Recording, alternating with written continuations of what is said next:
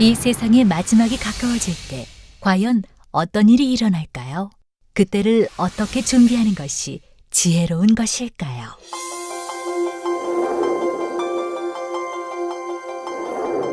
예수 그리스도의 계시라. 이는 하나님이 그에게 주사 반드시 속히 될 일을 그 종들에게 보이시려고 그 천사를 그 종 요한에게 보내어 지시하신 것이라.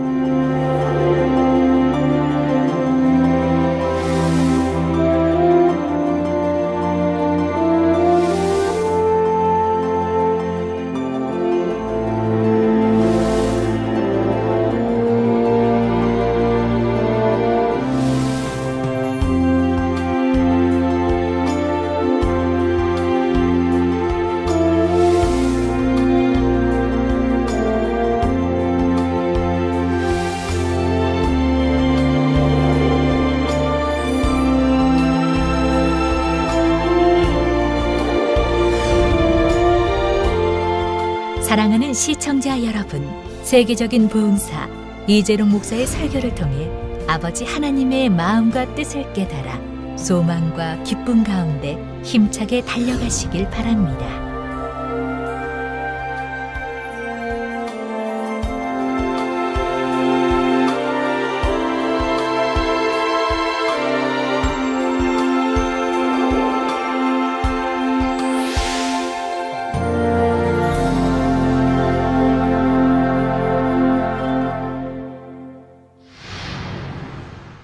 은혜 받으실 말씀은 요한계시록 12장 5절에서 9절 말씀입니다. 여자가 아들을 낳으니 이는 장차 철장으로 만국을 다스릴 남자라.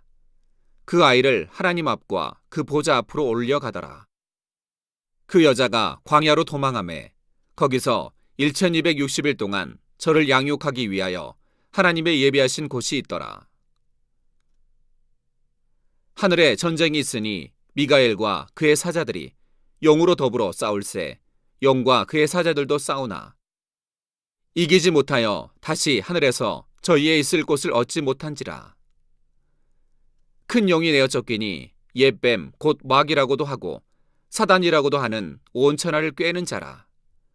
땅으로 내어 쫓기니 그의 사자들도 저와 함께 내어 쫓기니라. 사랑하는 성도 여러분, GCN 시청자 여러분, 요한계시록 12장에서는 이스라엘의 과거와 현재, 미래에 대해 비유와 상징으로 말씀하고 있습니다. 이스라엘은 하나님의 선민으로 택함받는 해와 같은 영광을 입은 민족입니다. 하나님께서 친히 간섭하시며 인도하셨고 온 세상의 구세주 예수 그리스도가 그들 가운데서 나셨지요. 하지만 이스라엘 민족은 선민으로 택함 받았기에 동시에 많은 어려움과 순환도 겪었습니다. 더욱이 자신의 민족 가운데서 나신 하나님의 아들 예수 그리스도를 믿지 않고 배척함으로 결국은 7년 환란의 극심한 고난을 받게 되지요.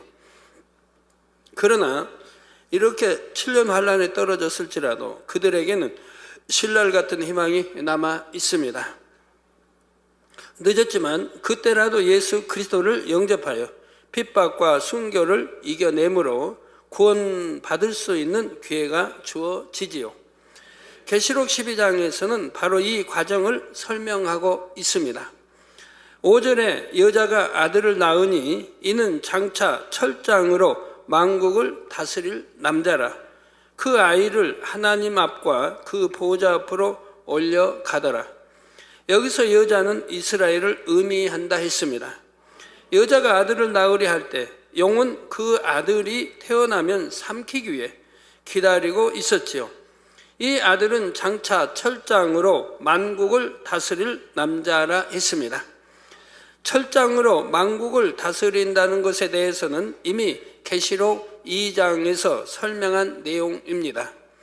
계시록 2장 26절에서 27절에 이기는 자와 끝까지 내 일을 지키는 그에게 만국을 다스리는 권세를 주리니 그가 철장을 가지고 저희를 다스려 질그릇 깨트리는 것과 같이 하리라.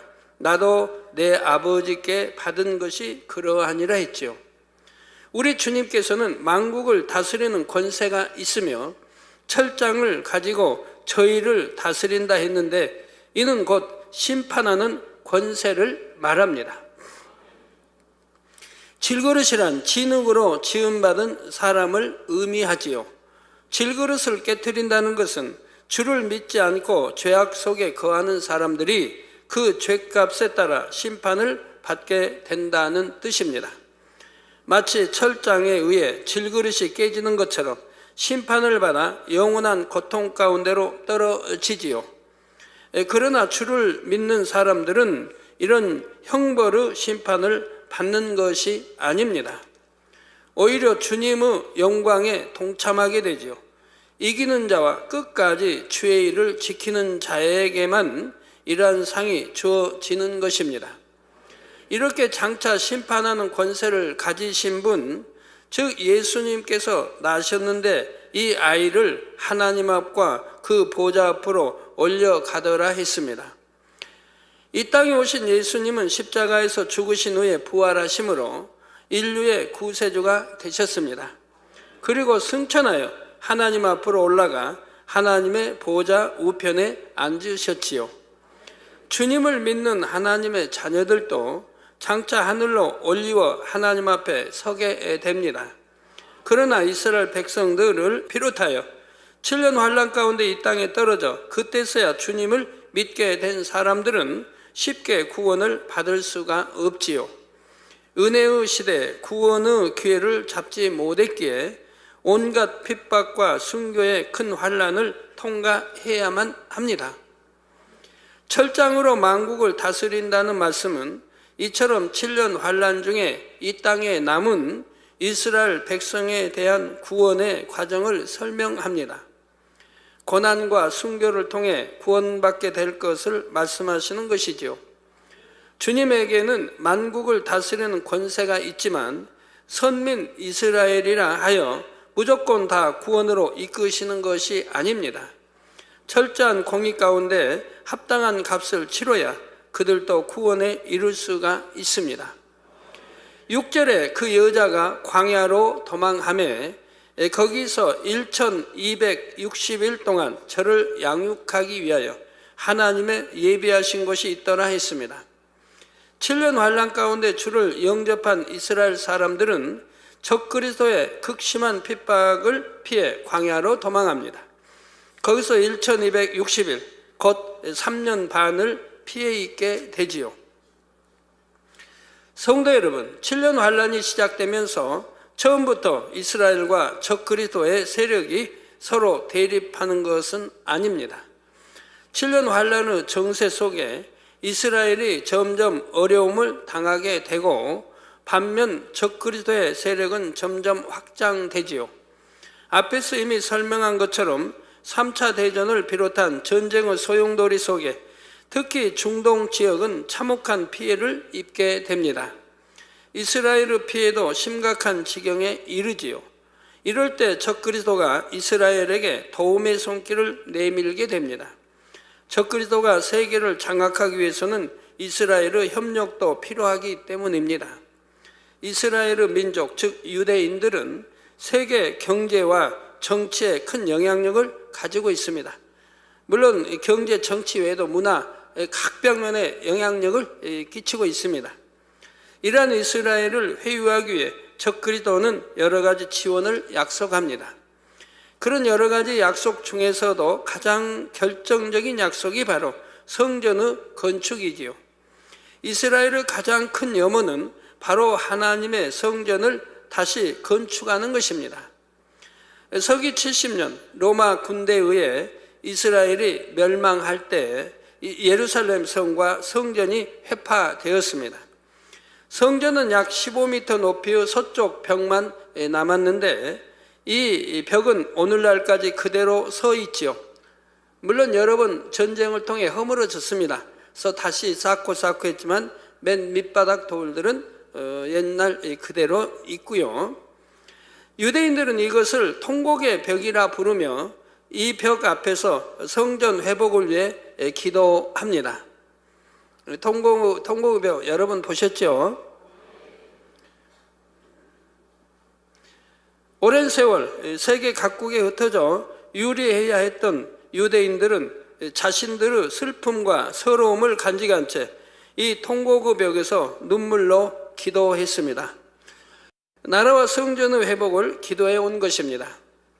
물론 지금은 이스라엘 국가도 세워졌고 예루살렘도 되찾았습니다. 하지만 그토록 소원하는 성전은 아직도 재건할 수가 없는 상황이지요. 성전이 세워져 있던 예루살렘 성전터에 지금은 이슬람 사원이 세워져 있기 때문입니다. 저기 또 황금 도미 보이죠?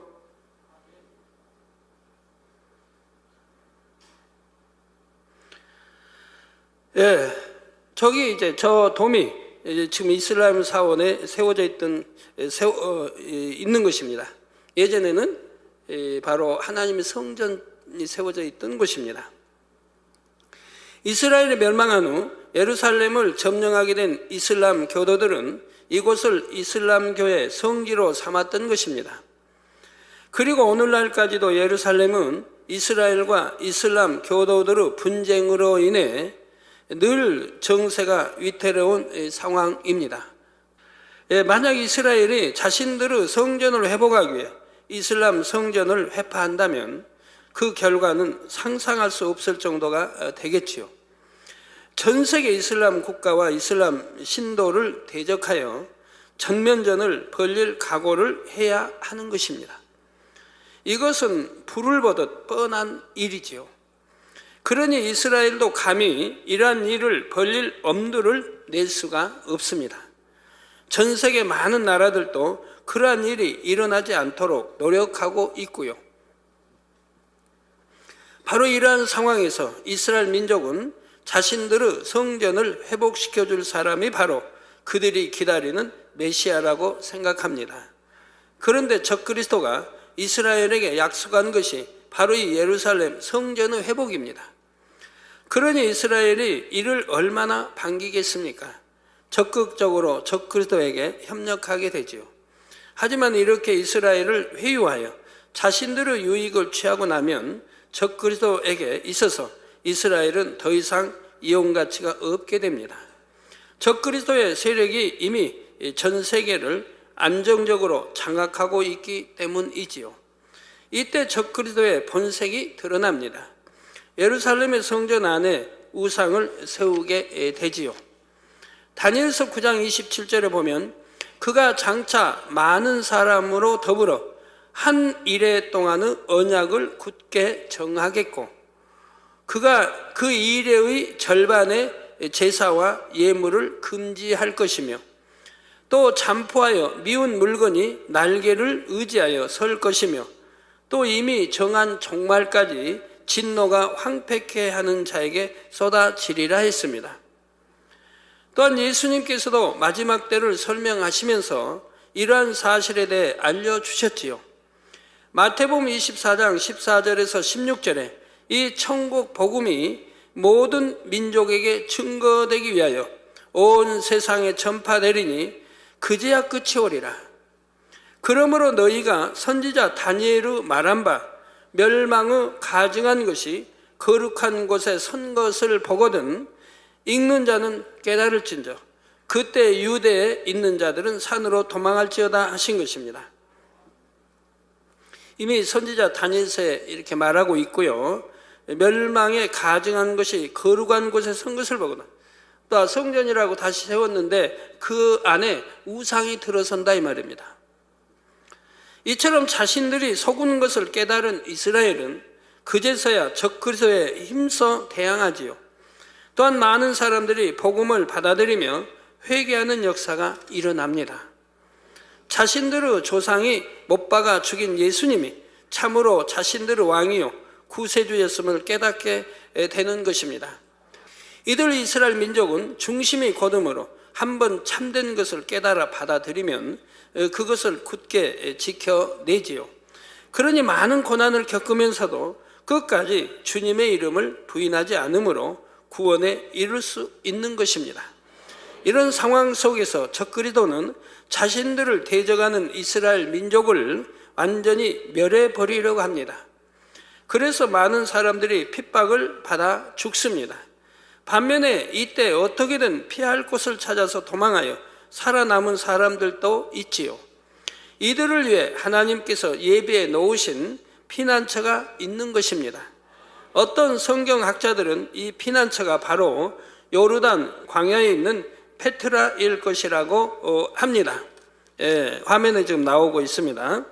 이곳은 1800년경 발견된 고대 도시의 유적으로 이스라엘에서 고속도로를 통해 1시간쯤 걸리는 거리에 있습니다.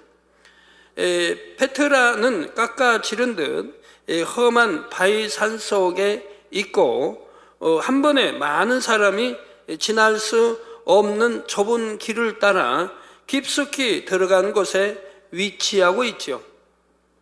여러분이 가서 보신다고 하면 뭐 어마어마한 바위산이에요. 다 큰 바위산으로 뭐 지붕을 덮고 있어요. 뭐 이렇게 아까 지나가는 그 통로만 좀 빤하게 보이고 온통 다 바위산으로 전부 덮여 있습니다. 그래서 이곳을 흔히 천혜의 요새라고 말하기도 합니다. 서방의 기독교인들 중에는 앞으로 있을 엄청난 재앙에 대비하여 이곳에 통조림과 성경을 저장해 놓았다고 하지요. 하나님께서 예비하신 곳이 꼭 이곳이 아니라 해도 때가 되면 하나님께서는 이스라엘 백성들을 예비하신 곳으로 인도해 주실 것입니다. 또 구약에 보면 더 구체적으로 나라 이름들이 거명되어 있고요. 그래서 7년 환란의 엄청난 풍파가 지나기까지 그곳에서 살아남은 사람들이 있게 되지요. 그러면 이곳에서 살아남은 사람들은 그 후에 어떻게 될까요? 7년 환란이 끝나면 공중에서 혼인잔치를 하던 성도들이 주님과 함께 이 땅으로 내려옵니다. 이 땅에는 평화로운 천년왕국이 시작되지요. 천년 동안 원수마귀 사단이 결박되고 주님께서 다스리는 나라가 펼쳐집니다. 7년 환란 중에 살아남은 사람들은 이 천년왕국 시대에 들어가게 되지요. 이스라엘 민족만이 아니라 그때까지 이 땅에 살아남은 사람들은 천년왕국이 임하는 것을 보게 됩니다. 천년왕국에 대해서는 나중에 다시 자세한 설명이 나갑니다. 이제 다시 본문으로 돌아가서 7절에서 9절에 하늘에 전쟁이 있으니 미가엘과 그의 사자들이 용으로 더불어 싸울세. 미가엘과 그의 사자들, 미가엘 천사장과 그의 사자들, 돕는 사자들이 용으로 더불어 싸울세. 용은 이렇게 하나님을 대적하는 자인 것입니다. 그래서 용으로 더불어 싸울세. 용과 그의 사자들도 싸우나, 용과 그의 사자들, 또 용과 그의 사자들이 있죠. 싸우나 이기지 못하여 다시 하늘에서 저희의 있을 곳을 얻지 못함지라. 이게 공중 권세 잡은 제2하늘을 말합니다. 그곳에 와서 미가엘과 그의 사자들이 용으로 싸웁니다. 그 용과 또 그의 사자들과 함께 싸우는데 결국은 패한다 이 말입니다. 그래서 하늘에 공중 권세 잡고 있는 그 하늘에서 저희 있을 곳을 얻지 못한지라. 큰 용이 내어 쫓기니, 큰 용이, 또 여기는 큰 용이 나오죠. 큰 용이 내어 쫓기니 옛 뱀 곧 마귀라고도 하고 사단이라고도 하는 온 천하를 꿰는 자라 땅으로 내어 쫓기니 그의 사자들도 저와 함께 내어 쫓기니라. 땅으로, 즉 이 땅으로 내어 쫓기니 그의 사자들도 저와 함께 내어 쫓기더라 이 말입니다. 이제 공중 권세 잡은 그 자리에서 이제 더 있지 못하고 이 땅으로 내어 쫓기게 된다 이 말입니다. 여기서 하늘이란 둘째 하늘로 공중을 말합니다. 에베소서 2장 2절에 그때 너희가 그 가운데서 행하여 이 세상 풍속을 쫓고 공중의 권세 잡은 자를 따랐으니 곧 지금 불순종의 아들들 가운데서 역사하는 영이라 말씀하고 있습니다. 불순종의 아들들 가운데서 역사하는 영, 여러분 가운데서 역사하는 영, 즉 진리 가운데 살지 못하도록 의심을 주고 믿음을 빼앗고 은혜를 빼앗고 하는 그런 바로 역사는 영들을 말합니다. 그래서 여러분 진리에서 입에된 육체를 행하게 한다든가 여러 가지 또 육신의 일 생각을 통해 역사는 이건 사단 역사는 이렇게 여러분들을 육신의 생각을 통해 해서 여러 가지 생각으로 죄를 짓게 한다든가 또는 이제 그것이 더 발전해 마귀 역사로 이제 행함으로 나타나기 위해서 육체를 행한다든가 하는 이러한 모든 일들이 바로 불순종아들 즉 하나님 믿지 않는 이방인들 마찬가지고 또 믿는다고 하면서도 이렇게 세상을 사랑하고 세상과 짝하며 계명도 지키지 않고 주일도 온전히 지키지 않고 온전히 11조도 하지 않고 말씀대로 살지 못하는 바로 불순종의 아들들 가운데서 역사하는 영이라 이 말입니다. 이 말씀처럼 루시퍼와 용들 그리고 그의 사자들은 지금도 공중에서 권세를 잡고 있습니다. 하나님께서 인간 경작의 섭리 가운데 이들에게 둘째 하늘에 있는 공중을 내어주셨지요. 때가 차기까지 공중에서 권세 잡고 있으면서 이 땅의 어둠을 주관해 가는 것입니다. 그런데 7년 환란의 시작과 함께 이 땅에서는 성령이 거두어지게 됩니다. 점점 더 악이 관영해지지요. 악의 영들이 활동하기에 점점 더 좋은 환경이 만들어지는 것입니다. 여러분들 우리 사는 눈에 보이는 육의 하늘 여기가 이제 제1하늘이고요. 원수막이 공중 잡고 있는 바로 제2하늘 거기에 또 에덴 동산이 있고요. 그래서 에덴 동산은 바로 사람이 생각할 때 에덴 동산 하니까 하나의 조그만 동산으로 생각하니까 문제가 생기죠. 상상할 수 없이 어마어마하게 큰 겁니다. 그러니까 하나님이 아담과 하와를 글로 이끌어 드린다고 했습니다. 이 땅에서 흙으로 빚어 이제 이렇게 생명으로 만드셔서 에덴 동산을 창설하시고 그것을 이끌어 드립니다. 제2하늘에 에덴 동산을 창설하시고 이끌어 드리신다 이 말입니다. 그리고 아담에게 권세를 주신다 이 말이에요. 모든 걸 지배하고 다스리고 정복할 권세를 주신다 이 말입니다. 그리고 에덴 동산을 지키게 한다 이 말입니다. 성경에 에덴 동산을 지키게 했다고 했죠. 왜 지켜야 됩니까 도대체가? 지켜야 할 이유가 뭐냐 이 말입니다. 바로 공중 권세자는 원수 마귀도 제2하늘에 함께 있기 때문에 그들이 이게 에덴 동산에 들어오지 못하도록 지키게 한 것이라 이 말입니다. 들어오면 어떤 일이 생깁니까? 에덴 동산 중앙에는 선악과일과 생명과일이 있습니다. 만약에 생명과일을 따먹게 되면 영생한다 이 말입니다. 그러니까 들어오지 못하게 지키고 또 에덴 동산에 있는 많은 사람들을 미혹할 테니까 그러니까 들어오지 못하게 이제 아담에게 하나님이 권세를 주셔서 지키게 한 것이라 이 말입니다. 성경을 참 이 짝을 맞춰 여러분들이 알면 너무너무 술술 구약이나 신약이나 다 풀리는 거예요. 그런데 아담이 하와가 불순종하여 선악과를 따먹습니다. 선과 악을 알게 하는 나무를 따먹습니다. 그러므로 이제 죄가 들어오게 되죠. 하나님으로부터 저주받아 에덴 동산 쫓겨나 버립니다. 우리 제1하늘로 쫓겨난다 이 말입니다. 쫓겨나니까 하나님이 또 에덴 동산을 어떻게 하셨습니까? 지키게 하시죠. 바로 그룹들과 두루 도는 화영검으로 지키게 하시죠. 그들이 들어오지 못하도록 원수마귀 공중에서 원수마귀가 들어오지 못하도록 하나님의 에덴 동산 동쪽을 지키게 하신다 이 말입니다. 그래서 그런 기록들이 다 있는 거예요. 여러분들 이런 거 영적인 뜻 하나하나로 다 아시니까 성경 읽을 때 얼마나 편안하겠어요. 읽으면서 이해가 다 되니까.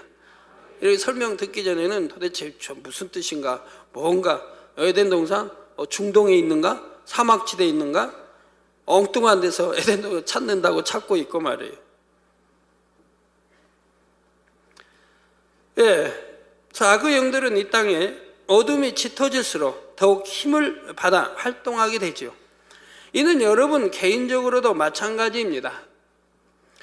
여러분의 마음 안에 어둠이 많은 만큼 사단의 주관을 받기가 더 쉬워지지요. 여러분 마음에 어둠이 많다, 또 악이 많다, 비진리가 많다. 그러면 사단이 역사를 하지요. 여러분 생각 속에 여하튼 뭐 말 한마디 탁 하면 뭐 삐지게 한다든가 토라지게 한다든가 그냥 속상해 한다든가 그런 내 마음에 그런 악들이 있기 때문에 생각을 통해 역사한다 이 말이에요. 가지고 힘들게 하죠. 화평이 깨어지게 하고, 뭐 싸워지게 하고, 여러 가지 이런 진리 어긋난 행동들이 나오게 되는 거 봅니다. 또 말씨도 거칠어지고요.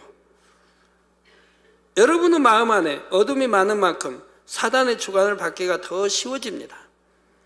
제가 이제 그런 분들 보면 사단의 역사를 받는다면 내가 왜 사단이에요? 그런 분들 볼 수가 있어요. 내가 왜 사단이에요? 나 멀쩡한데, 나 정신 멀쩡한데. 육으로 보니까 그렇죠. 영으로 보면 이렇게 원수마귀 사단이 여러분 생각을 이렇게 움직이고 조종하는 거예요. 그러니까 내 마음에 악이나 비질이나 이런 게 없으면 바로 생각을 통해 조정할 수가 없어요. 그러니까 빨리 육신의 일들을, 육신의 생각을 깨트려 버리라고 하는 거예요. 저 육신의 일을 버리라. 내 마음에 있는 모든 비진리를 버리라 이 말입니다. 하지 말라 하는 거 하지 않고 하라는 거 하고 버리라는 거 버리고, 그러면 육신의 일이 다 없어진다 이 말입니다. 육체 일도 버리고 또 육신의 일도 버리고, 그러면 생각 속에 영의 생각만 남아요. 즉 선에 속한 생각만 남아요. 내 마음 안에 악이 없고 비진리가 없고 이 몸과 결합된 육신의 일들이 없어져 버리니까 남는 게 뭐이겠어? 진리죠.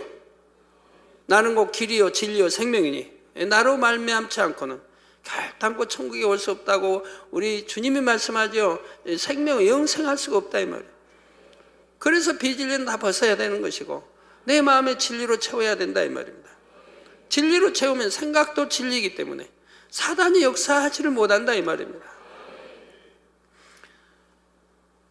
그래서 어두움이 많은 만큼 사단의 주관을 받기가 더 쉬워집니다. 악의 영들에게는 어둠을 주관하는 권세가 있기 때문에 더 깊은 어둠 가운데 있는 사람일수록 그들의 영향을 더 강하게 받는 것입니다. 그러므로 여러분도 마음에 악이 많으면 악의 영들의 영향을 많이 받지요. 반면에 마음에서 악을 벗어내면 그들의 영향력에서도 벗어납니다. 온전히 빛 가운데 사는 사람은 완전히 그들의 영향력에서 벗어나지요. 그러니까 사단의 송사를 받지 않게 되는 것입니다. 요한일서 5장 18절에 하나님께로서 난 자마다, 여러분 하나님께로서 났습니까? 안 났습니까? 하나님께로 났습니까? 마귀로부터 났습니까? 하나님께로 났지요. 하나님께로서 난 자마다 아멘이에요? 난 자마다 범죄치 아니하는 줄을 우리가 아노라. 예. 하나님으로부터 났다. 하나님의 아들, 딸이다. 하나님이 아버지, 우리 아버지가 되신다라고 믿는다고 하면 범죄치 아니하는 줄을 우리가 아노라. 즉 범죄할 수가 없다 이 말입니다. 하나님께로서 나신 자가 저를 지키심에 악한 자가 저를 만지지도 못하느니라. 악한 자가 저를 만지지도 못한다 이 말입니다. 만지지도 못하니까 병이 올 수도 없는 것이고 병들 수도 없는 것이고 교통사고 당할 수도 없는 것이고 어떤 사고 재앙 만날 수가 없는 거 아니겠습니까? 요한일서 또 다른 말씀 나오죠. 하나님 말씀대로 우리가 살면 악한 자가 저를 만지지도 못한다. 그러니까 어떤 질병도 틈탈 수 없고 어떤 재앙 만날 수 없고 시험하려는 모든 게 다 떠난다 이 말입니다. 만질 수가 없다 이 말이에요. 왜? 하나님께서 나신 자가 저를 지키신다 이 말입니다. 그러면 악한 자가 저를 만지지도 못하느니라 했어요. 자, 그런데 7년 환란 동안에 이 땅은 점점 더 악으로 관영해 가기 때문에 악의 영들이 더욱 활개치는 세상이 되지요. 더욱이 이 땅에서는 성령까지 거두어졌으니 악의 영들은 더더욱 자기 세상을 만난 듯 활개치며 악한 자들을 주관해 갑니다. 이렇게 악이 관영하게 되면 이 세상이 온통 어둠으로 덮이지요. 그러면서 7년 환란의 후반부로 갈수록 이삭 줍기 구원이라도 받는 사람마저 점점 줄어갑니다. 마지막 빛이 거두어질 때가 오는 것입니다. 이때가 오면 하나님께서는 그동안 공중에서 권세 잡고 어둠을 주관하던 악의 영들을 이 땅으로 쫓아내십니다. 7년 환란이 막바지를 향해 가는 시점에서 마침내 악의 영들이 직접 이 땅으로 내려와 어둠을 주관하는 때가 오는 것이지요. 그동안 공중에서 어둠을 주관하던 것과 이처럼 직접 이 땅에 내려와 어둠을 주관하는 것과는 그 정도가 매우 다르다는 사실입니다. 훨씬 더 악의 정도가 심해지지요. 그리고 마침내 공의 가운데 이 땅은 모든 악을 멸해버릴 수밖에 없는 한계점에까지 이르게 되지요. 이것이 바로 7년 환란 막바지의 상황입니다. 그런데 공중에 권세 잡고 있던 악의 영들이 자기들 스스로 이 땅으로 내려가는 것이 아닙니다. 악의 영들은 자신들에게 주어졌던 공간인 공중을 순순히 내놓으려고 하지 않지요. 그가 참으로 악의 영들이 살기에는 편안한 자리인데, 그래서 바로 미가엘 천사장과 그의 천사들이 용과 그의 사자들과 더불어 싸워서 그들을 이 땅으로 쫓아내는 것입니다. 미가엘은 이제 여호수아 구약에 보면 군대 장관으로 나오죠. 미가엘 천사장, 군대 장관. 즉 악의 영들이 자신들이 원해서 이 땅으로 순순히 내려오는 것이 아니라 하나님의 군대와의 싸움에서 지게 되므로 쫓겨 내려온다는 말이지요. 공중에서 쫓겨난 그들은 달리 어디로 갈 곳이 없습니다. 결국 갈 수 있는 곳이라고는 자신들이 주관할 수 있는 이 땅뿐이지요. 이렇게 어쩔 수 없이 쫓겨 내려왔으니 이 땅에서도 악에 바쳐 얼마나 악을 바라겠습니까? 그러니 주를 믿는 사람들을 더 심하게 핍박하게 되고, 믿는 자들 중에 설령 이때까지 살아남았다 해도 적그리스도의 핍박을 견뎌내기란 쉽지 않습니다. 완전히 어둠의 세력이 장악한 이 땅에는 더 이상 성령의 도우심도 없고 서로 의지하며 신앙을 지킬 만한 사람도 없는 상황이지요. 이런 가운데서 끝까지 믿음을 지키기란 결코 쉽지 않다는 말입니다. 또한 어둠의 세력이 완전히 장악한 이 땅은 이제 더 이상 선이라고는 찾아볼 수 없는 온통 어둠의 세상이 되고 말지요. 온 천하를 꿰는 자인 원수마귀 사단의 수중에 완전히 들어간 것입니다. 그런데 지금 큰 용을 옛뱀 곧 마귀라고도 하고 사단이라고도 한다 했습니다. 악한 영의 세계에도 질서와 조직이 있어서 각각 맡은 역할들이 있지요. 그들도 질서를 어기르지 않습니다. 우리 예수님 말씀한 대로 그들도 질서가 완전히 있어 질서대로 돌아간다 이 말입니다. 악한 영들 중에 가장 우두머리는 루시퍼이지요. 자신을 중심으로 악한 영의 세계를 조직하고 전체적인 흐름을 주도해 갑니다. 그 아래 용들과 그의 사자들, 그리고 사단과 마귀와 귀신을 두어 각각에게 역할을 분담시키지요. 그런데 어둠을 주관하는 데 있어서 실질적인 권세를 갖고 주도해 가는 것은 용들입니다. 용들이 어둠의 세력들의 실질적인 머리 역할을 하고 있지요. 용은 이미 루시퍼의 마음을 그대로 가지고 있기 때문에 일일이 지시를 받지 않아도 루시퍼가 원하는 대로 일을 이루어 갑니다. 그들 밑에는 용을 돕는 사자들이 있어서 용의 지시를 받아 온갖 어둠의 일들을 주관해 가지요.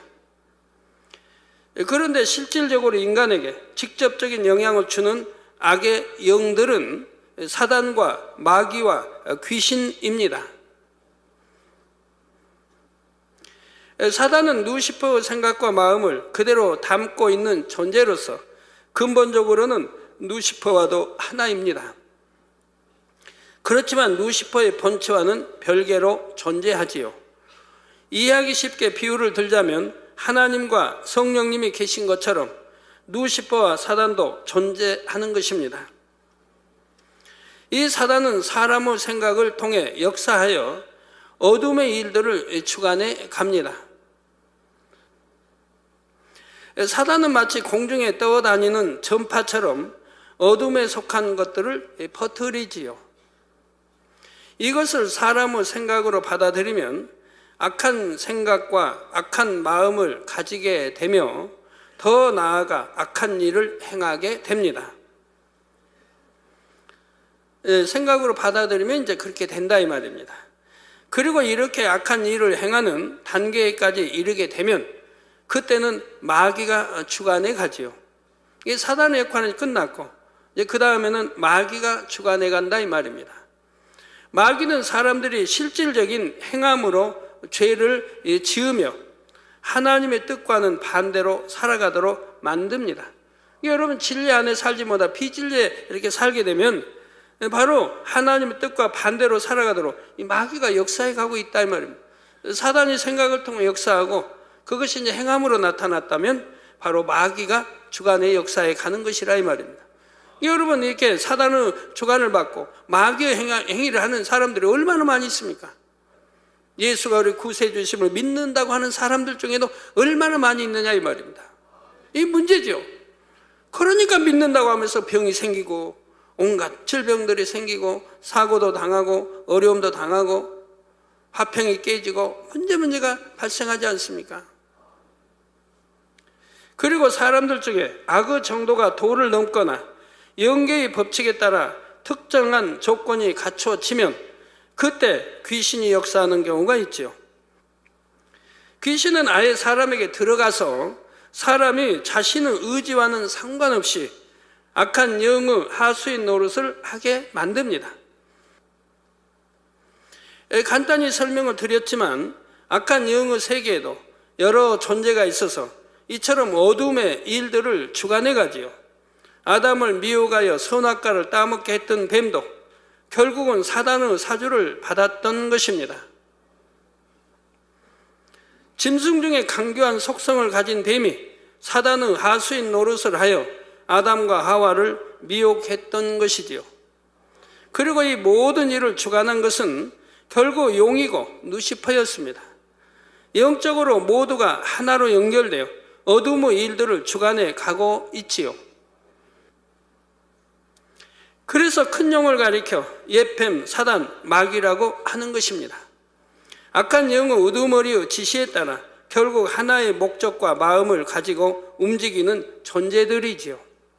이러한 악의 영들이 하늘의 군대 장관인 미가엘과 그의 사자들과 싸웠고 마침내 패하여 이 땅으로 쫓겨나게 됩니다. 이후의 상황에 대해서는 다음 시간에 계속해서 살펴보도록 하겠습니다. 결론을 말씀드립니다. 사랑하는 성도 여러분, 오늘 본문에는 장차 공중에서 있게 될 영계의 싸움이 나옵니다. 하나님께 속한 영들과 악한 영들의 우두머린 루시퍼에게 속한 영들이 벌리게 될 싸움이지요.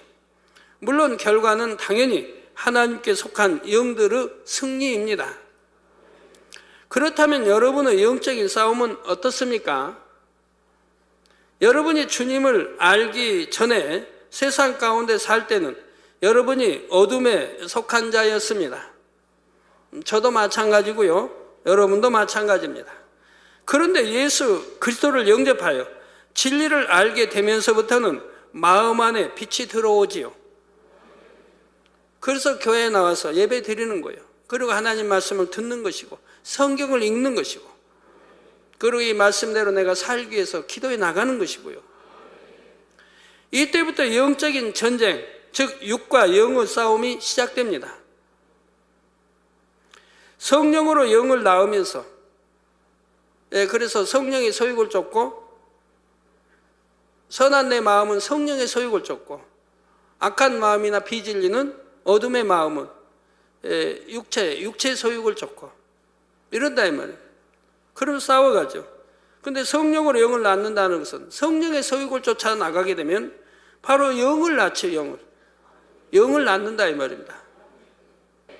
성령으로 영을 낳으면서 성령의 법을 쫓으려는 마음과 육을 쫓으려는 마음 사이에서 싸움이 시작되죠. 성령으로 낳은 거는, 성령으로 영으로 낳은 것은 성령의 소욕을 쫓으려고 할 거 아닙니까? 예? 아버지 마음, 아버지 뜻을 쫓아 살려고 할 것이라 이 말입니다. 그러나 육의 마음, 아직 빚을 약 다 버리지 못한 육의 마음은 성령의 소욕을 거스르려고 한다 이 말입니다. 이 두 마음이 서로 싸운다 하는 말이죠. 갈라디아서 5장 17절에 육체의 소욕은 성령을 거스리고 성령의 소욕은 육체를 거스리나니. 여러분들 이렇게 싸우시는 분, 육체의 소욕은 성령이, 즉 성령은 선을 쫓게 하고 진리 빛 가운데 살게 하고 계명 지키게 하고 이러는데 이 성령을 거스리고 성령의 소욕은 또 육체를 거스린다. 즉 진리 말씀 안에 빛 가운데 그러니까 이렇게 살게 또 한다. 서로 거스리고 서로 싸우는 거 아닙니까? 그래서 육체를 거스리나니 이 둘이 서로 대적함으로 너희 원하는 것을 하지 못하게 하려 함이니라 했습니다. 그럼 여러분 원하는 게 뭐예요? 만약에 성령의 소욕을 쫓자고 하면 바로 육체의 소욕을 쫓자고 하는 것이 못 쫓게 전 거스리는 거 아닙니까? 또 여러분 한 건데 아이고 나는 세상이 좋아, 세상이 사랑스러워, 세상 거 못 버리겠어, 끊을 거 버릴 거 못 버리겠고 이렇게 또 육체의 소욕을 쫓고자 하면 여러분 성령이 또 그걸 거스린다. 쫓지 못하게 또 한다 이 말. 왜? 그건 사망이니까. 그건 지옥 가는 거니까. 성령이 또 그걸 쫓지 못하게 한다 이 말. 그래서 이 둘이 서로 대적함으로 너희 원한, 여러분 세상 사랑하고 싶어도 여러분 마음대로 안 되죠. 왜? 성령이 자꾸 여러분 쫓지 못하게 하니까 마음에 공고하고 괴롭다 이 말입니다. 내가 이렇게 하다는 이렇게 육체의 소욕을 쫓아가다는 결국은 지옥인데 7년 하나 떨어질 것이고 내가 지옥 갈 건데 어느 때 내가 병이 들지 모르고 어떤 때 어떤 재앙을 만날지 모르고 두려움 속에 살아간다 이 말. 이 두려움 속에 살아가는 게 성령이 지금 역사하는 것이라 이 말입니다. 근데 이것을 계속 반복 무시해버리고 계속 무시해버리고 계속 짐짓 죄를 지어가면 결국은 사망에 이르게 된다 이 말입니다. 회개할 수 없는, 돌이킬 수 없는 자리에 이르게 된 이것을 화인 맞은 마음이라고 그래요. 이미 화인 맞아버리면 이제 돌이킬 힘이 없다 이 말입니다. 은혜도 없지요, 믿음도 없지요, 돌이킬 수가 없다 이 말입니다. 성령이 성령이 이제 다 소위 꺼져버렸으니까. 그래서 이 둘이 서로 대적함으로 너희 원하는 것을 하지 못하게 하려 함이니라 말씀합니다. 이처럼 육체의 소욕과 성령의 소욕 간에 치열한 싸움이 있는 것입니다. 그러니까 히브리서에 죄를 피 흘리기까지 싸워 버리라고 하죠. 하나님의 자녀들은 죄를 피 흘리기까지 싸워 버리라 이 말입니다. 그 얼마나 쉬워요. 도둑질 안 하면 되고 내 거 아닌 거 더 있으면 갖다 주면 되고 욕 안 하면 되고 미워하지 않으면 되고 미워하지 않은 이런 게 이제 버리기가 어렵죠. 그러니까 이런 거 버리기 위해서 금식을 한 거예요. 그리고 이제 미워하지 않도록 생각을 바꾸게 되는 거예요. 내가 왜 미움이 어디서 왔는가? 왜 미워하게 됐는가? 그 동기가 뭔가? 이걸 따져 들어가죠. 그러면 사실 하찮은 거예요. 미워하지 않아도 되는 거. 내가 예수가 우리 구세주 몰랐을 때 하나님이 독생자까지 주시고 우리 예수가 십자가 지시고 우리를 구원해 주시기 위해서 이렇게 대신 이러한 것을 몰랐을 때와 이제 알았을 때는 상황이 다릅니다. 이 죄인을 위해 죄도 없으신 그분이 십자가 지시고 이렇게 처형을 받으셨는데 내가 누구를 미워해야 할 이유가 뭐가 있는가? 그리고 선하게 생각을 하면 미워할 이유가 없더라고요. 선하게 다 생각을 하니까. 그러니까 미움이 버려지고 사랑으로 바뀌더라 이 말입니다. 모든 게 마찬가지예요. 다 그렇게 바꾸면 되는 거예요. 이해하면 되고요. 이해하려고 하고 선으로 생각하면 되는 거예요. 이 싸움에서 진리를 쫓으려는 선의 마음이 강할수록 영이 육을 이기고 성령의 소욕을 쫓습니다. 반대로 세상의 어둠을 쫓으려는 마음이 강할수록 육이 영을 이기고 육체의 소욕을 쫓게 되지요. 이때 선의 주관자는 하나님 곧 성령이시고 악의 주관자는 원수 마귀 사단입니다. 선과 악의 힘이 반반 정도일 때가 가장 치열한 영적인 싸움을 하게 되지요. 그래서 성령의 소욕이 이길 때는 마음이 기쁘고 평강이 넘치지만 육체의 소욕이 이기게 되면 마음이 힘들고 공고함이 찾아옵니다. 성결되어 온전히 영이 승리할 때까지는 이러한 영적인 싸움이 여러분의 마음 안에 있게 되는 것입니다. 그렇다면 여러분은 지금 영적인 싸움에서 어떤 결과를 내고 있습니까? 여전히 악에게 져서 육체의 소욕을 쫓는 경우가 더 많으신지요? 아니면 이제는 성령의 소욕이 육체의 소욕을 누르고 승리해 나가고 있는 과정이십니까? 어느 편이에요? 빌립보서 4장 13절에 내게 능력 주시는 자 안에서 내가 모든 것을 할 수 있느니라 했습니다. 모든 것을 할 수 있다. 왜? 내 뜻대로 내 마음대로가 아니라 우리 주 안에서 우리 아버지 하나님 또 주님 안에서 내가 모든 것을 할 수 있다 이 말입니다. 항상 제가 긍정하라고 하는 게 그거예요. 긍정하라고. 부정어 쓰지 말라고 하는 게. 모든 것을 할 수 있다면 주 안에서는. 그러니까 부정어 쓸 필요 없잖아요. 바로 여러분도 성령의 능력을 충만하게 힘입으면 반드시 성령의 소욕을 쫓아 승리할 수가 있습니다. 자, 그래서 빛과 어둠, 영과 육의 영적인 싸움에서 늘 승리하는 여러분 모두가 되시기를 주님의 이름으로 축원합니다. 예, 말씀 삼가하시면서 통성으로 다 같이 기도하시겠습니다. 할렐루야. 주님, 은혜와 사랑에 감사를 드립니다. 아버지, 오늘 또 들은 말씀이 믿음이 되고 생명이 되게 축복해 주옵소서. 아버지, 믿음이 되고 생명이 되게 축복해 주시기를 원합니다. 아버지, 감사합니다. 우리 계식을 통해서 더 큰 믿음들 갖게 도와주시고 더 깨어 기도하게 하시고 더 온전히 모든 싸움에 승리하게 도와주시기 원합니다. 더 신속히 영으로 들어오게 하시고 또 온영으로 들어오게 축복해 주옵소서. 빛의 마라 예수 그리스도의 이름으로 기도합니다. 아멘.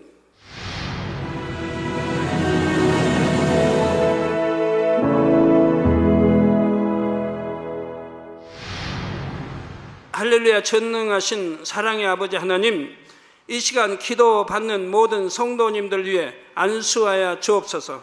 GCN 방송 시청자들이 인터넷과 화상을 통해 기도받는 지교회와 지성전 그리고 전세계 하나님의 자녀들 위에도 시공간을 초월하여 역사하여 주시기를 원합니다.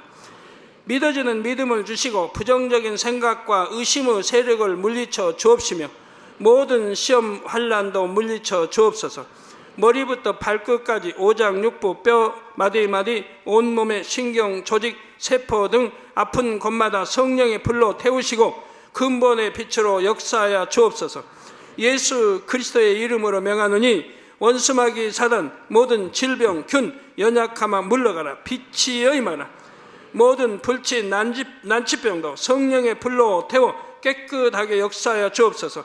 말라리아를 비롯한 모든 풍토병도 물리쳐 주옵소서. 깨끗함을 입을지어다. 감기, 기침, 열, 몸살, 독감 등 각종 유행성 질병도 다 물러가라. 어떠한 유행성 질병 균도 틈타지 않게 지켜 주옵소서. 위암, 폐암, 간암, 유방암, 자궁암, 대장암, 피부암 등 각종 암과 에이즈, 백혈병, 뇌졸중, 고혈압, 저혈압, 심장병, 폐병, 위장병, 당뇨, 부인병, 피부병, 갑상선, 질환과 모든 염증도 깨끗게 하여 주옵소서. 소아마비, 중풍, 관절염, 디스크도 온전케 하여 주옵소서. 요통, 두통, 신경통을 비롯한 모든 통증은 사라질지어다. 간질, 자폐증, 우울증, 조울증, 노이로제 등 모든 정신질환도 물러가라. 모든 마비된 것도 풀어지고 일어나 걷고 뛸지어다. 눈도 잘 보이게 하옵시고 귀도 잘 들리게 하여 주옵소서. 소경은 눈을 뜨고 기머거리는 들으며 벙어리는 말할지어다. 각종 사고 후유증도 깨끗게 하시고 부러진 뼈도 붙여 주옵소서. 화상 입은 것도 온전케 하옵소서. 화기야 물러가라. 열도 물러가라. 아버지 흉터도 나지 않게 역사해 주시기를 원합니다. 마약을 비롯하여 각종 약물과 독극물 중독도 깨끗함을 입을지어다. 죽은 신경과 세포가 살아나며 죽은 자도 살아나게 하여 주옵소서. 잉태의 축복도 주시기를 원합니다. 잉태 축복을 받으라. 예수 그리스도의 이름으로 명하노니 원수마귀 사단아, 하늘 공중 곳에 잡은 악의 영들아 물러가라. 그의 사자들도 물러갈지니라. 이 땅의 악한 영, 더러운 영, 거짓되고 간사한 영, 이간질하고 미혹하는 모든 어둠들은 물러가라. 모든 흉악의 결박을 풀고 어둠아 물러가라. 빛이여 임하라. 아버지 하나님, 부르짖어 기도할 수 있는 능력을 주시고 죄를 버리고 성결될 수 있는 능력을 주옵소서. 영혼이 잘됨같이 범사에 잘되게 하시고 가정의 복음화도 이루어 주시기를 원합니다. 한 주간도 모든 사고와 재앙으로부터 지켜주시고 불통이 없는 형통한 삶을 살 수 있도록 축복해 주옵소서. 성령의 불담으로 천군 천사와 주님의 불꽃 같은 눈동자로 모든 하나님의 자녀들과 가정, 일터, 사업들을 지켜주시기를 원합니다. 학생들에게 지와 명철을 더하시고 공부도 할 수 있는 뜨거운 마음과 열정도 더하여 주옵소서. 마음과 생각을 세상에 빼앗기지 않도록 지키시고 하나님을 뜨겁게 사랑하는 학생들로 축복하여 주옵소서.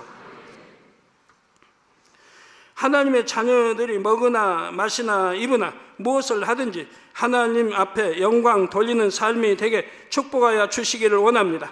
나는 하나님을 만났노라, 체험했노라, 응답 받았노라, 축복 받았노라, 간증하는 입술이 되게 역사하여 주옵소서. 아버지 하나님 감사합니다. 홀로 영광 받으옵소서. 우리 주 예수 그리스도의 이름으로 기도하옵나이다. 아멘.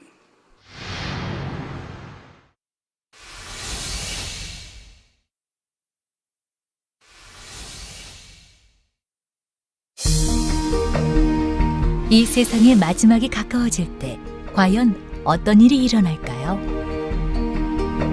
그때를 어떻게 준비하는 것이 지혜로운 것일까요? 요한계시록에 그 해답이 담겨 있습니다. 마지막 때를 깨어 준비하며 신부단장할 수 있도록 마지막 때에 속히 되어질 일에 대해 세세히 기록한 요한계시록. 사랑하는 시청자 여러분, 세계적인 부흥사 이재롱 목사의 설교를 통해 들은 말씀을 지켜 행함으로 진정 복 있는 사람들이 되시길 바랍니다. 오늘 말씀 본문을 통해 여러분을 향한 하나님의 뜻을 묵상해 보시겠습니다.